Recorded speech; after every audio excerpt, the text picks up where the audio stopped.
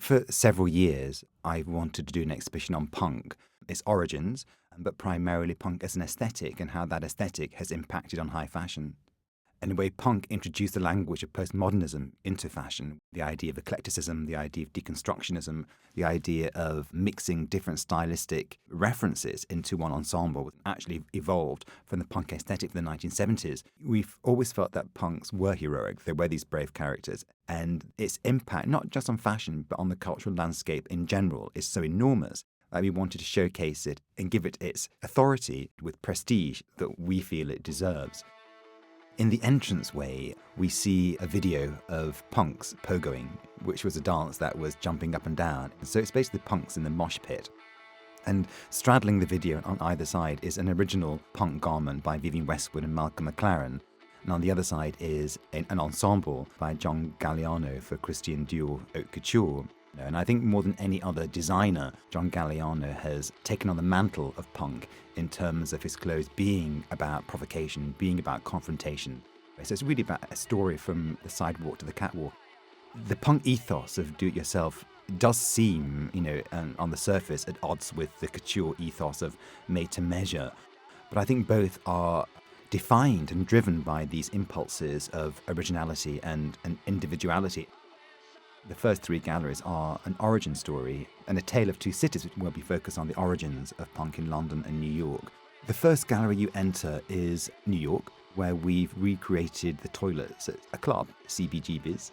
The toilets were always a place that all the action occurred in, a famous quotation by Patti Smith. And CBGB's was really the centre in which punk rose up, with bands like Television, The Ramones, Debbie Harry and Patti Smith. The focus was music rather than fashion. And it had more intellectual and artistic underpinnings than it had in London. The seeds of the look of punk very much were germinating in New York at the time, and Malcolm McLaren took it back to London and gave it much more of a British spin. After CBGB's, we go into a gallery called Clothes for Heroes, which also has another period room of 430 Kings Road, which was the boutique owned by Malcolm McLaren and Vivienne Westwood. In New York, punk very much centred around a club, CBGB's, a nighttime sort of movement. In London, people lived and breathed punk in the daytime. You saw them on the King's Road, these extraordinary characters with their tribal makeup and tribal hair and tribal body piercings. They were these extraordinary peacocks. To me, the look of punk, or what we know as the look of punk, very much was crystallised in London. So in a way, I wanted the first fashions that you saw in the exhibition to be those created by the designers, Malcolm McLaren and Vivienne Westwood.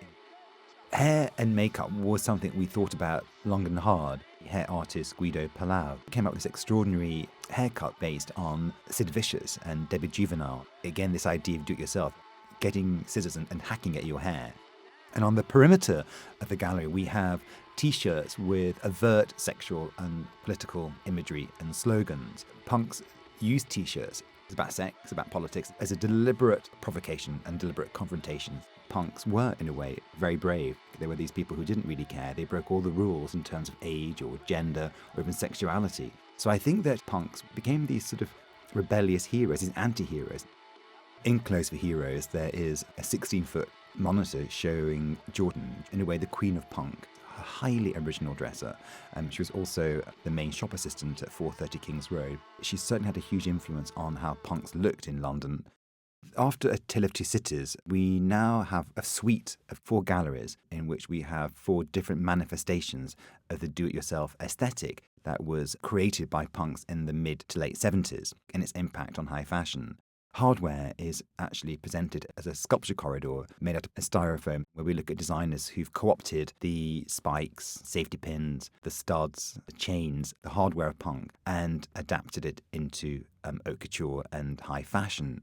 In a way, punks originally adopted this sort of sadomasochistic, rather brutish hardware as a symbol of violence, even of cruelty. And of course, whenever fashion co-opts street style, it inevitably sanitizes the origins and the meanings of its original manifestation. I think with designers like Versace, Thom Browne, Givenchy, they've adopted these trappings in a way to imbue their fashions with a sort of youthful rebelliousness. I think perhaps 2 of the most famous pieces in this gallery, the dress by Versace from 1994, forever going to be known as the Liz Hurley dress, as she wore it to the premiere for Weddings and a Funeral, And it's a sheath dress with enlarged safety pins in gilt running down the side of it. It's this couture version of the safety pin. And the other dress, two dresses actually, by Zandra Rose. Zandra Rose was the first designer to co-opt fashion for the runway. In 1977, it was part of a conceptual chic collection. And it was very much influenced by punks on the street, but it also referenced dress history. It also referenced Renaissance slashing, and also the famous tear dress by Schiaparelli that she created in the late 30s.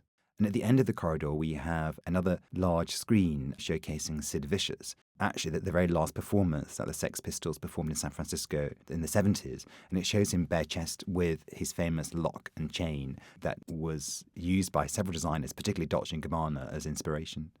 After you walk through hardware, we come to a gallery called Bricolage. And the idea of bricolage, in a way, strikes at the heart of what punk is all about. A bricoler was an amateur who found objects from everyday life and created something new from them. And the architecture of this space is vacuum-packed trash in this sort of Pepto-Bismol pink. Punk appropriated objects, often from domestic context. Punk was about artificiality. It was about creating looks from trash culture, from consumer culture. Really, it's a critique of it. And this gallery looks at designers who are also known for recycling everyday objects and creating new fashions out of them.